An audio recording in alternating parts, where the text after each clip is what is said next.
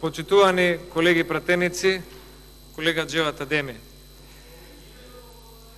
Не плачеше ВМРО ДПМН од 2006 до 2008 по странски амбасади за да биде дел од власта.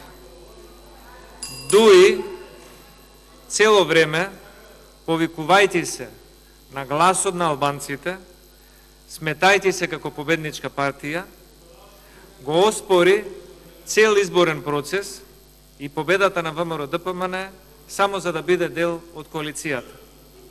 И имавме предвремени парламентарни избори. Се почитува гласот и тога се почитувал, ќе се почитува и сега. И во иднина ќе се почитува, тоа да бидете сигурни. 2008 година, кога имавме разговори со некои представници од ДУИ, бидејќи не ги познававме доволно, со кого треба после изборите да се прави коалиција, едно од нашите прашања беше дали сте нешто должни кај господинот Црвенковски, затоа што не сме сигурни ако со вас бидеме во коалиција, ако имате неразчистени долгови, еден кон друг, дали ќе бидете лојален коалиционен партнер или довербата е на друга страна. Еден ваш колега, пратеник поранешен, ни кажа, вика, со Бранко Црвенковски не сме ништо должни, затоа што ние сме виделе како функционира СДСМ. Ако им дадеш што сакаат, ќе ти дадат што сакаш. Бранко Црвенковски ни побара поддршка за да биде 5 години председател, ние му побаравме Кичево, Струга, Долнени и Скопје двојазични.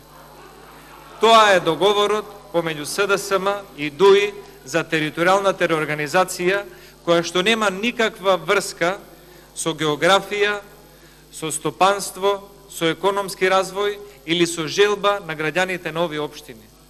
Тоа е етничката политика во Република Македонија, која што денес сака да се сокрие зад фасадата на граѓанска политика. И затоа, она што вие го кажавте овде, е вистината која што народот сака да ја слушне. Ако за Црвенковски цената која што требаше да ја плати за да стане председател на државата беа Струга, Кичево и Скопје да бидат продадени, народот го интересира која е цената денес што СДСМ треба да ја плати, дали е платформата од Тирана, за да може партијата што ги изгубила изборите да биде владеачка партија. И она што го кажа колегата Илија Димовски, точно е како бел ден.